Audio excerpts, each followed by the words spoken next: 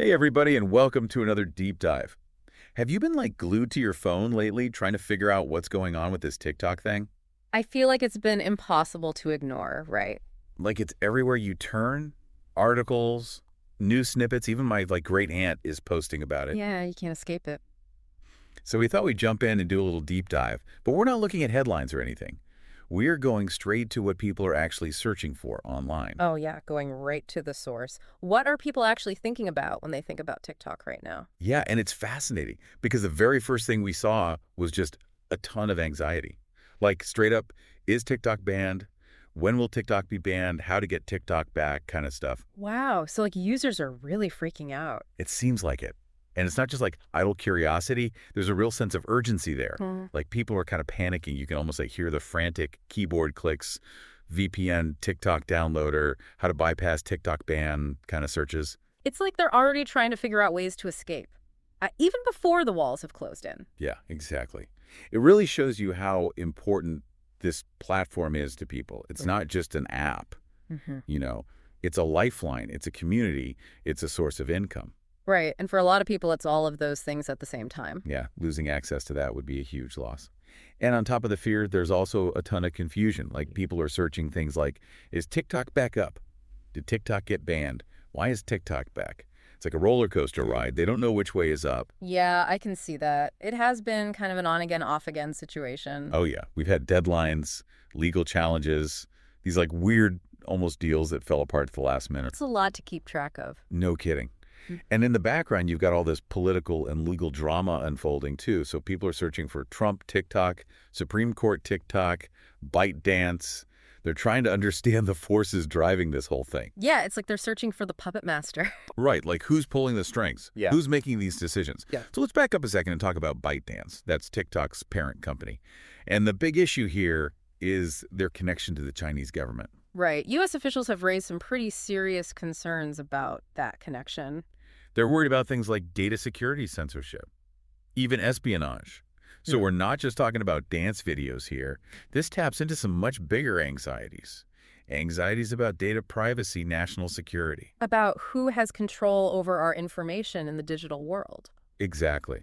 And then you get these kind of curveball searches like, did Trump save TikTok? Remember that whole saga? Yeah, I remember the Trump administration being super aggressive about banning TikTok. They were ready to drop the hammer, but then they tried to broker a deal, which just added to the confusion, honestly. And then there were those searches for who bought TikTok.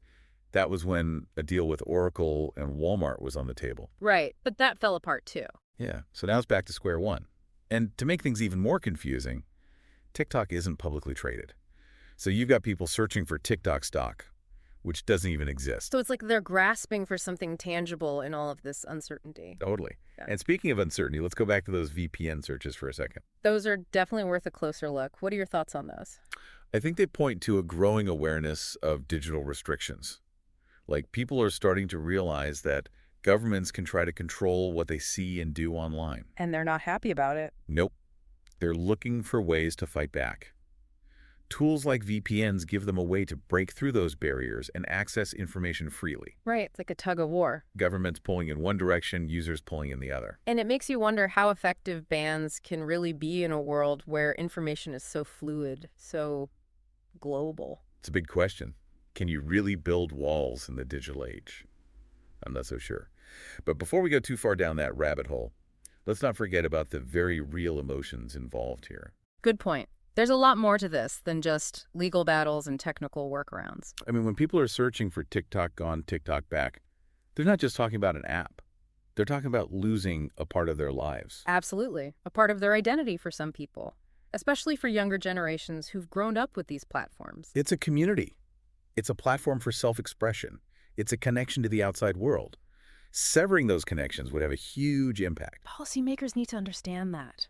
It's not just about entertainment. The ripple effects of a TikTok ban could be felt far and wide. We're talking about economic consequences for creators, potential censorship, a whole host of implications for digital rights. There's a lot at stake. And it all comes back to those searches. They're not just data points. They're reflections of real people's hopes, fears, and anxieties. They're a window into how we're all trying to navigate this increasingly complex digital world. And figure out where we fit in. It really makes you think, Yeah. Like how much this thing has captured everyone's attention. Yeah, like everyone's just waiting to see what's going to happen next. Right. And in the meantime, they're searching for answers. Remember those "when will TikTok be banned" searches? Oh, yeah, like they're watching a countdown clock ticking down. Totally. But it's not all doom and gloom, right? I mean, when I see those VPN searches, I see a little bit of hope too. How so? Well, it's not just about fear, right? It's also about defiance. It's about taking control. Oh, I see what you mean, like those how to use a VPN for TikTok searches. Exactly. It's like saying, you can't stop me. I'm going to find a way to stay connected no matter what. That's a really interesting point. It shows that people are getting more tech savvy, too. Totally. And more aware of the ways that governments and tech companies are trying to control their online experience. And speaking of control, let's not forget about the creators. They're the ones who are really caught in the crosshairs here. Right. Their livelihoods are at stake. And we see that reflected in searches like TikTok creator income and TikTok alternatives. Yeah, like they're trying to figure out what their options are if the ban actually happens. And for a lot of these creators, TikTok is their main source of income. Right. It's how they connect with their audience. It's their creative outlet. Losing that would be devastating. And it wouldn't just impact individual creators either. Think about all the businesses that use TikTok for marketing and advertising. Oh, yeah, totally. They'd have to completely rethink their strategies. Yeah. And who knows what the impact would be on the platform itself. It's hard to imagine the internet without TikTok at this point. It's become such a cultural force. It really has. And it's not just about entertainment either. Remember all those searches related to the 2020 election? Oh, yeah, like Trump TikTok ban 2020 and did Trump save TikTok? It just shows how intertwined this whole issue is with politics. Absolutely. It's become a symbol of something much bigger. We're talking about censorship, free speech, the role of technology in our democracy. It's like TikTok has become this lightning rod for all sorts of anxieties about the future of the internet. And those anxieties are manifesting in the searches we're seeing. Searches about the Supreme Court, legal challenges, specific dates and deadlines. It feels like everyone's on edge just waiting for the other shoe to drop.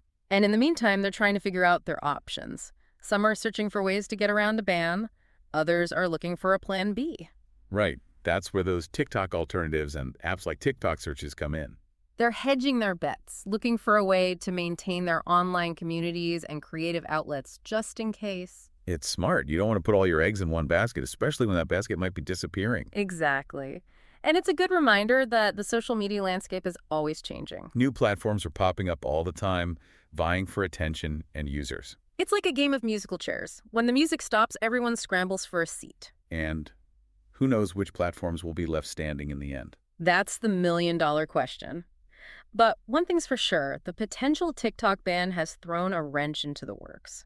And the ripple effects are going to be felt for a long time to come. This deep dive has really been eye-opening. I hadn't realized how complex this whole situation was. It really is. It's not just about an app. It's about the intersection of technology, politics, and culture. And about how those forces are shaping the very fabric of our digital lives. And making us question what it means to be connected in the 21st century. It's kind of crazy when you take a step back, right? All those searches, those questions, it's like we're watching people try to make sense of this whole digital world that's changing so fast. It really is.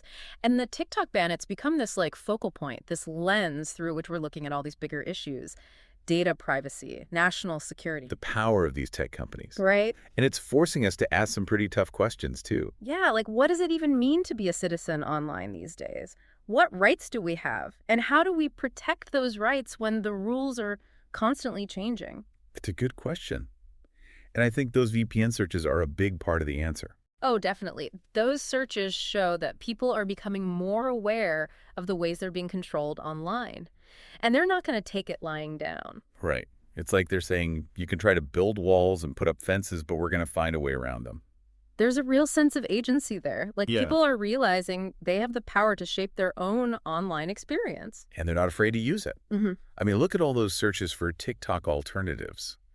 People are already planning for a future where TikTok might not even exist. It's like the Wild West out there. New platforms are popping up all the time. And it's anyone's guess which ones will survive. But the ones that do, they'll be the ones that are adaptable, creative, resourceful. So what does all this mean for our listeners? What's the takeaway from this whole TikTok deep dive? I think the biggest thing is to stay curious. Stay informed.